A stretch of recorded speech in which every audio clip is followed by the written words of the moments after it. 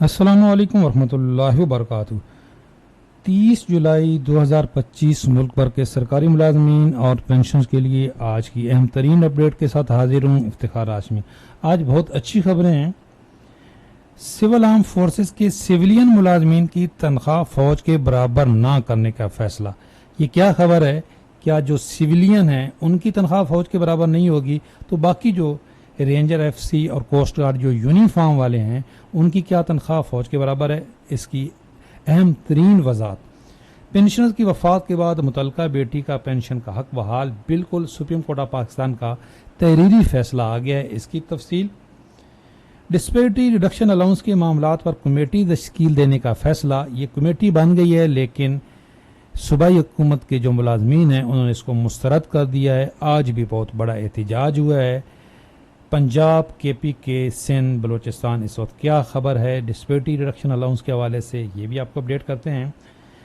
और एक और बहुत बड़ी खबर कि कम अज़ कम उजरत मिनिमम वेजेस, इसका नोटिफिकेशन आ गया है सिंध हुकूमत का 28 जुलाई 2025। ये कल का नोटिफिकेशन है, परसों का। 40,000 कम अज़ कम उजरत जो human rights commission of Pakistan है उसने इसको मुस्तरद कर दिया है और कहा गया है कि जी 75,000 कम अज़ कम उजरत होनी चाहिए। 50,000 का मुतालबा था वो भी पूरा नहीं हुआ, 75,000 बिल्कुल होनी चाहिए। कहा गया जा रहा है कि जी एक 5 रुकनी ख़ानदान के लिए मौजूदा रकम में खुराक, तालीम और सेहत के अखराजात पूरे करना मुमकिन नहीं। बिल्कुल हमारा ये मुतालबा है कि कम अज़ कम उजरत जो इस वक्त 40,000 है, यहीं कम अज़ कम पेंशन भी होनी चाहिए। ईओबीपी पेंशन भी कम अज़ कम उजरत के मुताबिक के बराबर होनी चाहिए। आपकी क्या राय है कि कम अज़ कम पेंशन भी कम अज़ कम उजरत के बराबर होनी चाहिए कि नहीं? दूसरा एक ये सवाल है कि क्या इस नोटिफिकेशन के मुताबिक जो गवर्नमेंट मुलाजमीन है जिनकी तनख्वाह 40,000 से कम है, क्या उनको डिफरेंस मिलेगा? नहीं। ये नोटिफिकेशन जो है इससे जो प्राइवेट मुलाजमीन है उनको फ़ायदा होगा। गवर्नमेंट के मुलाजमीन के लिए अलहदा से फाइनेंस डिवीजन को नोटिफिकेशन जारी करना होगा, जैसा पहले सिंध हुकूमत ने किया था। इसमें मेरी एक तफसीली वीडियो मौजूद है कि जब तक फाइनेंस डिवीजन का नोटिफिकेशन नहीं आएगा डिफरेंस का, कि जिन मुलाजमीन की तनख्वाह 40,000 से कम है उनको वो एक अलाउंस की शक्ल में दिया जाए। पहले सिंध हुकूमत ने पिछली दफ़ा जो सैलरी इंक्रीज़ का नोटिफिकेशन था अडाक रिलीफ का, उसके साथ ही नोटिफिकेशन जारी कर दिया था। इस दफ़ा अभी तक नहीं आया, न वफाक का आया है, न सिंध का आया है, न किसी और सूबे का आया है।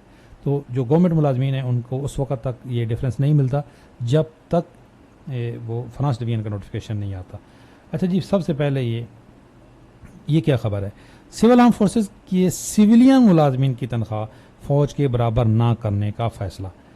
बगैर यूनिफॉर्म मुलाजमीन पर इजाफे का इतलाक नहीं होगा। सिविल आर्म फोर्सेज में रेंजर, एफसी और कोस्ट गार्ड शामिल हैं। याद रहे, सिर्फ सिविल आर्म फोर्सेज नहीं, बाकी जो आर्म फोर्सेज हैं, आर्मी, नेवी, एयरफोर्स, उनके जो सिविलियन हैं उनकी तनख्वाह भी फौज के बराबर नहीं है। जो सिविलियन हैं उनको डिस्पेरिटी रिडक्शन अलाउंस दिया जा रहा है, पहले भी मिला 2021 और 22 में। जो आर्मी, एयरफोर्स और नेवी के जो सिविलियन हैं उनको अभी ये वाला अलाउंस नहीं मिलेगा जो 50% रनिंग बेसिक पे अफसरान के लिए है और 20% जवानों के लिए रनिंग बेसिक पे। इसी तरह ये जो खबर है इसके मुताबिक जो आर्मी, एयरफोर्स, रेंजर, एफसी और कोस्ट गार्ड, इसके जो सिविलियन मुलाजमीन हैं उनकी तो तनख्वाह बराबर नहीं होगी। वजह क्या है कि पे स्केल ही अलहदा हैं। ये जो सिविल आर्म फोर्सेज हैं उनके ये पे स्केल हैं, ये आर्मी के अलहदा पे स्केल हैं और सिविलियन के पे स्केल अलहदा होते हैं। तो ये जो पे स्केल है इनके मुताबिक जो यूनिफॉर्म वाले हैं उनकी तनख्वाह तो बढ़ जाएगी। ये खबर भी यही है और मैंने जब ये नोटिफिकेशन आया था पहले मैंने उसी दिन ये खुशखबरी सुनाई थी कि सिविल आर्म फोर्सेस के इसके ऊपर इतलाक होगा। वजह क्या है कि यहाँ पे एक लिस्ट दी गई है कि जिनको डिस्पेरिटी रिडक्शन अलाउंस नहीं मिलेगा। ये 11 नंबर पे देखें, सिविल आर्म फोर्सेस। तो जब सिविल आर्म फोर्सेस के जो लोग यूनिफॉर्म वाले लोग हैं उनको जब डिस्पेरिटी रिडक्शन अलाउंस नहीं मिलेगा तो फिर ये वाला अलाउंस मिलेगा। ऐसा तो नहीं है कि कुछ भी ना मिले। अब इस खबर के मुताबिक जो रेंजर में, एफसी और कोस्ट गार्ड में जो यूनिफॉर्म पर्सन हैं उनकी तनख्वाहें फ़ौज के बराबर हो जाएंगी।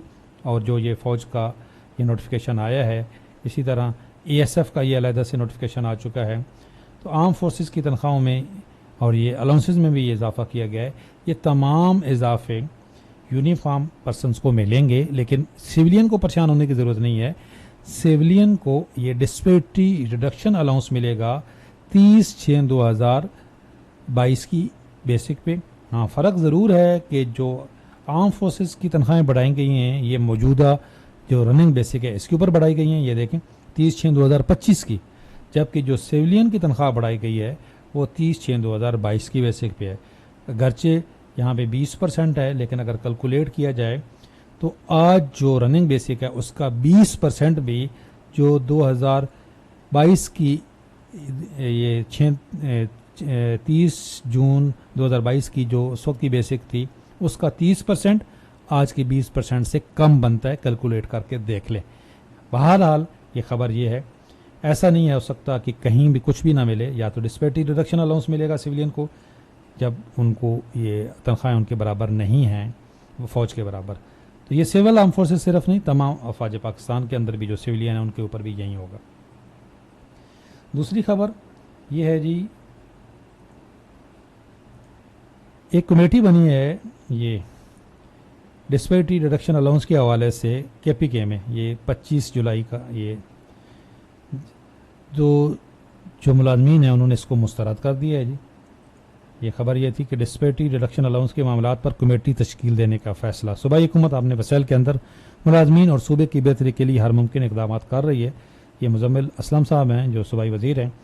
वज़ीर ख़जाना के साथ चेयरमैन हकीका रुदात खान की मुलाकात, डिस्पेरिटी रिडक्शन अलाउंस पर कमेटी तश्कील देने का फैसला। लेकिन इसको मुस्तरद किया है मुलाजमीन ने, और आज भी शदीद गर्मी में मुलाजमीन का बड़ा एहतजाज, 7 बेहोश हो गए। बदतरीन हब्स में मुलाजमीन के अपने मुतालबात के हक में एहतजाजी कैम्प में शिरकत। अच्छा देखें, KPK ने फिर भी डिस्पेरिटी रिडक्शन अलाउंस का ऐलान तो किया है, फ़र्क है कि वफाकी तर्ज पे नहीं है। सिंध और पंजाब में डिस्पेरिटी रिडक्शन अलाउंस का ऐलान ही नहीं किया गया, वहाँ पे भी एहतजाज हो रहा है।